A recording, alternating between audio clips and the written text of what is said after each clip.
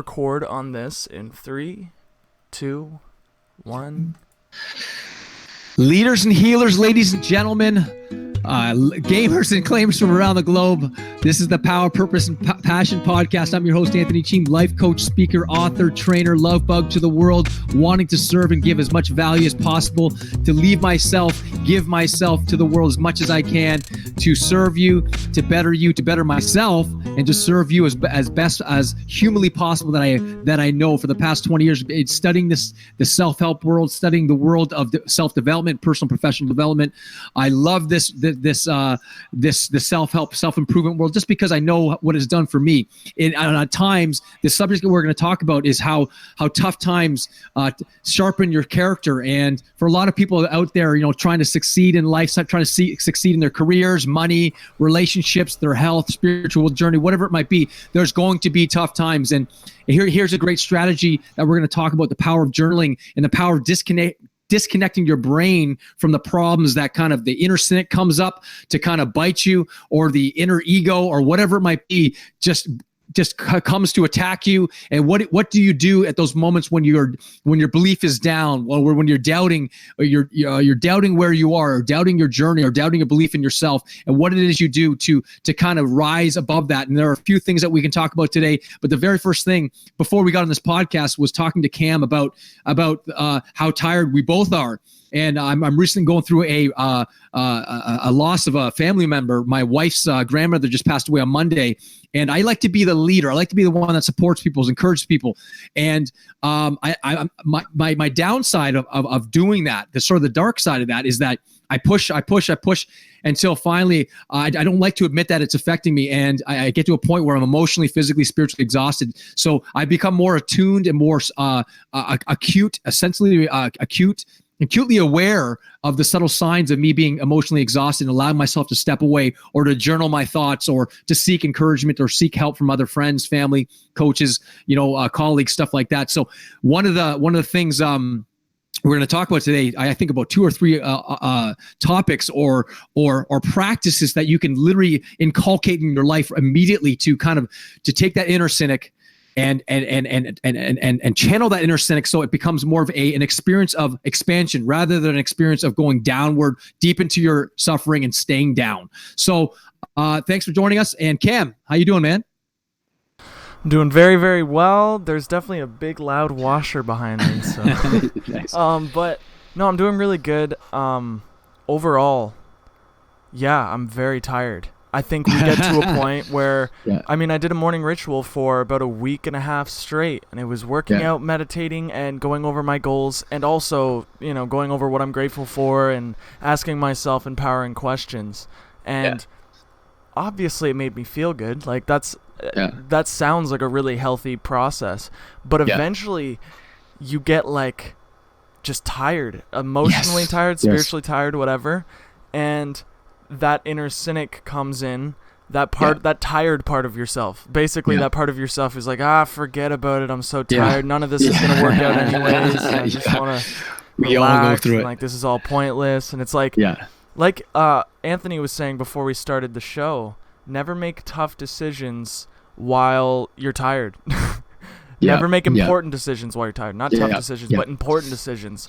And I would also sort of add to that and say, never think important thoughts. Don't think about your work. Don't think about your goals when you're tired. Don't think about money when you're tired. Don't think about anything that matters to you when you're tired, because when you're tired, you're just going to be pessimistic. It's just pure negativity and pessimism. And what's helped me a lot is journaling, which is what we're going to talk about today. So I'm really excited to understand your outlook on journaling, because I've been doing it a lot these past couple weeks, just trying to figure out myself, putting it out on the paper so it's all in front of me. And it's helping me a lot for sure. I think the number one thing that I started journaling in my teens. My best friend was killed when I was 16 years old. He was killed in a car accident. I started seeing a therapist, and one of the greatest piece of advice he gave me was actually to start journaling. And I've been journaling literally ever since. So 23 years of journaling. And how I actually wrote my first book was basically taking all my journals, and I took all the wisdom quotes, insights, ideas, from various forms of literature, from spirituality, philosophy, from life experiences, from books, from seminars, all these things. And then I basically wrote my first book, The ABCs of Life, Living Life of Power, Purpose, and Passion. And I wrote the book through my journals, and that's how powerful it is. And, as Tony Robbins says, if your life is worth living, it's worth recording and sharing with the rest of the world. So, and one of the greatest techniques that I tell a lot of clients, life coaching clients, people that are struggling, people that are listening to this podcast right now, is when you have a struggle or you're going through a challenge, one of the best things you can do is immediately, number one, be aware of the challenge that you're going through. And then number two, immediately go to work, take a pen or go on your computer and write that problem down. Whatever's bothering you. If you're in a pessimistic mood or you're in a negative thought process, or you keep on saying negative, you're beating yourself up, write it down. Because the act of actually writing the actual problem down or challenge disconnects your brain from the actual problem, which leaves your brain open to actually come up with solutions to your problem. And so that's a great way to do it. So one of the things you can do is literally just, if you have a problem about, I'm worried about my money, write it down. I am worried about my money. And then, all right, just read it over, put it on the piece of paper, and then go to work on solutions. Or what you do is you step away. The fact that that challenge is actually put on the piece of paper, you give your brain a release. That cyclical, incessant pattern that's like a mouse running on a wheel. It literally stops the wheel, puts the mouse onto the actual paper. You're able to walk away. So that's a great practice for people before they go to sleep. If they're worried about something, write it down in your journal. Now that it's disconnected from your brain, put it onto the piece of paper or your journal or your book, whatever it might be. And then walk away, go to sleep feeling, you know what, I can't do anything about right now, but I know that because the act of writing it down, the actual problems on the piece of paper, I can revisit it when I'm in a neutral state or an empowered state where I can actually come up with powerful solutions. I actually love that story of the, excuse me, this guy that owns his own business. He hires this one guy, and I'm sort of paraphrasing the story. I'm making up my own version of it, but the principle is the same. He hires this guy, and he's working hard all day for a whole week. And at the end of the week, he invites this guy over to his home. And as he's about to walk into the actual home, before he goes into the home, he touches this tree and closes his eyes for a moment and walks inside his house. And then all of a sudden, this big, bright smile comes on when he sees his wife and kids. And all of a sudden, his mood, his state changes. All these great things happen. He has a great dinner. He's in a completely different state. He's no longer stressed out from job, from work, from all the money stresses, from serving clients all day, from working long hours. And he's having a great time with his family, his kids, this new employee. And the new employee is like, wow, he completely changed his state. And as he was walking out and the dinner was finished, he basically said, I noticed, I loved your family, but I noticed that you touched a tree and you closed your eyes. What was that? He goes, oh, actually, that's my trouble tree. Anytime I come home from work, I put my troubles on the tree. I touch the tree, close my eyes, put it on the tree, let it go, and I don't bring it home to my family. And then finally, when I go to sleep and wake up, I come back to my trouble tree, pick up my troubles, and go back to work.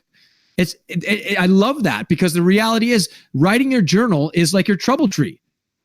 And the great thing about journaling is you write stream of consciousness. And what that basically means, you basically write down whatever your thoughts are in that moment without stopping. Don't hesitate. Just let whatever come out, whatever problems, questions, concerns, people that are bothering you, any negative emotions that you're feeling, just write it all down. In fact, I do that practice with a lot of my clients where I get them to write for 2 or 3 minutes, I'm going to get you to write down everything that's coming out of your mind right now. And then you'll be surprised what comes out of that. And it literally, there's a release that happens when they actually engage in that process of just writing stream of consciousness.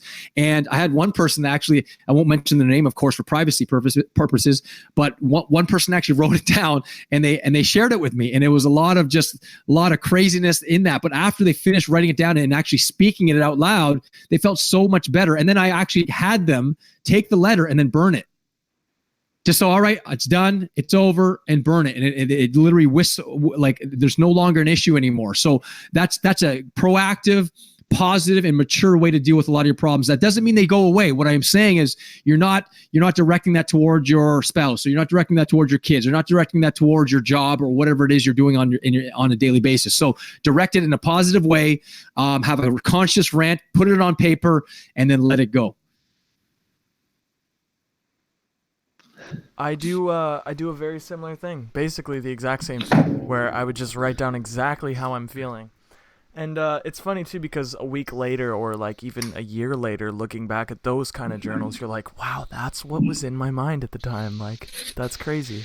And it's really nice to look back at. And another thing I think Tony Robbins talks about when it comes to journaling is the fact that you don't notice how much you grow unless you look back and see the specifics of what you were thinking, what your habits were like, and stuff like that. You got it.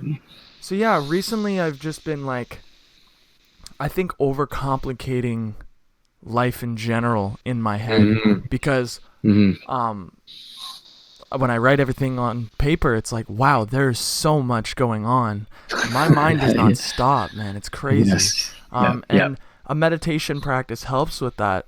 But there's only so much you can do when you have so much going on. How do you sort of like use journaling to simplify life and your habits and everything? Well, I think for me, I've written 4 books now, and a lot of the books I write are all about my own experiences. And it's funny, because I've gotten so good at journaling my ideas and writing my ideas down, my thoughts, my feelings, my experiences, and getting real and raw with myself. I've expanded my mind. I've expanded my soul. I've freed myself from a lot of the prisons of shame and guilt and all these things. And I'm able to write clearer and more clarified, using words as a means to communicate wisdom, as a means to communicate life experience, what life's all about, to communicate how even walking in nature or meditation or the act of meditation or the process of just observing your thoughts, the process of observing your life and appreciating and honoring your life, the good and the bad, the wounds and the wonderful, all that it encompasses. Because the true journey is the person that's on a real strong journey, a spiritual journey, a journey of expansion, literally takes in the full spectrum of the human experience, the good and the bad, the suffering and the joy. They take in it all. They don't run away from one door and then jump to another door. They literally, as we talked about before in podcasts, that sort of hallway of confusion, the liminal space between the time you've kind of exited one door and your immediate predilection is to either run back to the old door or run to a new door. The most growth happens when you're in that middle space of that liminal space, that middle space where you don't have all the answers. Sitting in that quietly, writing your thoughts down, meditating, stepping away, getting off the grid for a weekend. Remember we had that a couple weekends ago. I suggested that to you. Just get away, step away, have fun with your friends, sleep in, just forget about all your agenda and all these, just get away from all that stuff. And then when you finally return, you find yourself purified, you find yourself recharged. It's like taking a rechargeable battery. Imagine taking a rechargeable battery and then taking it down to empty and then looking at the battery and saying, what's wrong with you? And then trying to put it into your camera or put it into your phone or put it into your computer and getting mad at the battery. Well, that doesn't make sense. That battery needs to go back to its charging station. But humans are the same thing. We need time to recharge. And journaling is one way to do it. Meditating is one way to do it. Stepping away, getting off the grid is another way to do it. Going to sleep, taking a nap, and just spending time with friends and family and letting go and being free. Some of the best times I've ever had in my life is just when I let go, totally spontaneous, in the moment, no agenda, no plan, just letting go, being free, having fun. And I find when I finally return back to my business, whether it be personal business or life goals or business goals or whatever goal I have in life, I find myself so much more purified, clear, purposeful, passionate. My ability to maintain presence with people, with my own self, gets amplified. And I think that's very important. And I think, you mentioned, writing down in a journal expands who you are. Well, the other practice too, that would benefit a lot of people that are struggling in their life, is noticing the areas that are troubling you the most. And while you're sitting there thinking about your problems or your challenges, and pick one problem that you have in your life. Just sit with it. Sit with the one, and then that one problem that really sort of rears its ugly head and faces you, that one that really irritates you the most. Focus on that one problem. And here's what I recommend. You take that one problem, that one challenge, or that one experience that really irritates you, and here's what I suggest you do. You have a conversation with that experience, with that person, as if that problem is an actual person. So let's say, for example, you had a problem with your boss today, and you hate your boss and all these things and blah blah blah blah, and your boss is irritating you. So here's what I want you to do: I want you to sit at home in your bed or on the couch and just close your eyes and imagine your boss sitting in a chair. And you're having a conversation with your boss. You could ask your boss, why were you such a prick today? And then the boss would go, well, because you weren't this. And you're basically having a conversation with your boss. And as you open the dialogue and you engage in that dialogue with this person, you're not talking with your boss. In reality, what you're talking to is with yourself, a part of yourself that you're denying, a part of yourself that you've sort of disowned or disassociated with, a part of yourself that you've pushed away from your own, and you're projecting onto other people perhaps. And so what you're doing is re-owning that part of you, that anger or that frustration towards that boss. And the more you get intimate with that part of yourself, the less fearful and reactive you will get with your boss. I found this to be true. The more I do this work with myself, and if something irritates me in that day, I have a conversation with that part of myself. And the next day I feel a lot more compassionate, more clear, and I'm less affected by the person the next day. It's a very powerful practice. It's something called shadow work. And doing shadow work is not easy because you face some of your demons. Sometimes it takes, therapeutic or a professional to help you do it through it if you've got some deep wounds. But for an everyday practice, pick one of the things that have irritated you during the day, have a conversation with it, and get to know it intimately. And you're what you're doing is getting to know yourself more intimately. And then as you get to know yourself more intimately, that thing that charges you so much doesn't scare you anymore. It doesn't hurt you anymore. And you become more free to respond with less fear, with less anger, with less frustration. I agree. The reason it helps, like you said, is just because you get to know it without any mental bias. Like you hear it out loud and you're like, wow, that's what that sounds like. And you get a whole new dimension, perspective or whatever on the issue at hand, which is huge. Yes. Yes. And I guess that's what journaling does as well, that sort of thing, where it's like it's in another dimension. It's on a piece of paper now. Yeah. And because of that different perspective, it's much easier to understand it, because you can't understand what wetness is if you're in water. Yeah. What's wet? Yeah. You know what I mean? Yeah. And so, getting another perspective on it is very, very important. Oh, getting to know it intimately, and one of the other parts I didn't share is not only having a conversation with that part of yourself, but actually becoming that part of you, and then speaking as if you're that person. Because then you're re-owning that part of that personality trait that you disowned or disassociated from or dislike about yourself or whatever it might be. And you're re-owning those shadows. And there's some positive parts to those shadows too. Oftentimes people are like, I don't like to get angry, but anger could be an asset in many cases. So it's good to direct it in a way. It's good to know yourself a little more intimately. Because, it was Lao Tzu that said, he said something along the lines of, those who are wise study others, those who are enlightened study themselves. And so learn to know thyself a bit better, to expand thyself. And journaling is one of the best ways to do it. I still do it. I don't necessarily use a journal. I do it on my computer still, now entering the 21st century. But it's good to write down things too. I write down ideas. I'll sometimes pull over the side of the road if an idea pops in my head, or a healer quote, and I'll contemplate it, and then I'll just write it down. And then when I get home, I'll put it on my computer. And I'm always doing that stuff. I'm extracting the best wisdom possible from my experience. And I can tell you the best wisdom: know thyself, be thyself, express thyself, physician, heal thyself. Because the best physician is within you. There are people out there, coaches, friends, family, that can help you, but you must have finally arrived at the point where you say, you know what, I've got to be the one to step up, to learn more about myself, and to know these things that are hurting me more intimately, let go of them, and then go up. Awesome. Okay, so we've been going for about 20 minutes. I think that's like, excellent. Did you have anything else you wanted to cover? No, I think that was good. I think again, on the journey to success, or, the higher you go up, the more, as soon as the wave hits its peak, it's already on its way down. So that's how life happens. And there's no mountain. You don't climb a smooth mountain, as Zig Ziglar says. At the top of the mountain, in the valleys of life, the fruits and vegetables are grown in the valleys of life, that which you enjoy at the top. So there's going to be mountains, there's going to be valleys, but you grow the most in your valleys. So just know that, guys. The challenges that are going to come, but they're there to strengthen your character and your soul. And I'm here to support you. So if you like, this podcast, subscribe, share, like it on Facebook, on YouTube, on Twitter, or whatever you guys are in the world, or whatever platform you're using. I want to serve you. I want to help you. It'll help my ability to serve you and the people that you love the most as well. So to your continued upgrade and evolution, live it up with power, purpose, and passion. Thanks, guys. I love you.